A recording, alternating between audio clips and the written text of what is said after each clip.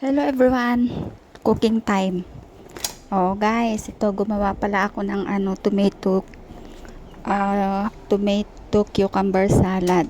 Kasama yan guys ng chicken ko mamaya.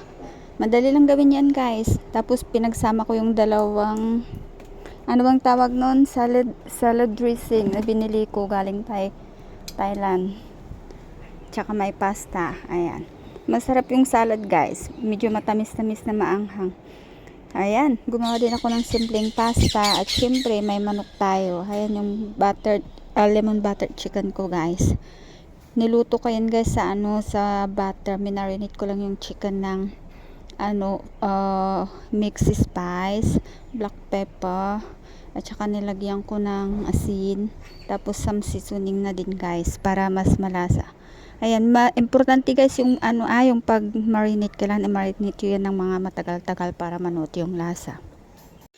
Pero kung gusto niyo ng mas healthy guys, olive oil yung gamitin nyo, hindi butter. Pero iba na yung lasa, syempre mas masarap pa rin pag butter. Alam niyo naman tayong mga Pilipino, mas masarap yung maraming cholesterol, di ba? Ganyan tayo eh. Ganyan lang guys, iluto nyo tapos ilagay nyo na din yung yung French bean or Baguio bean sa atin sa Pilipinas or lubias sa Ilocano. Yan guys, iluluto nyo na, parang ipiprito nyo na din gamit yung butter syempre dyan sa frying pan. O yeah guys, wag nyo palang kalimutan yung lemon.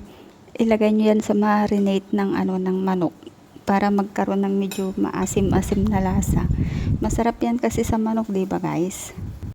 Ayan guys, medyo i-overcook nyo nga pala guys yung Baguio beans para mas masarap, para mas manuot kasi yung lasa niyan sa loob pag medyo overcook siya, yung medyo crunchy actually mas maano naman yan, hindi nyo pwedeng lutuin yan ng half guys. Ayan, i-arrange nyo lang ng ganyan tapos ilagay nyo na yung lemon para maluto ng konti yung lemon at maano yung juice nya dyan sa baba dun sa gravy. O, diba? Ang gandang tingnan. Isi-serve nyo na din guys yan ng ganyan. Nakalagay pa yan sa frying pan. O, diba? Yan ang ginawa kong pag-serve dyan guys. O, diluto na. At saka i-arrange na. Ayan na guys. Kainan na tayo. Ang ganda lang tignan. Parang sa restaurant lang. Thank you guys for watching. Bye!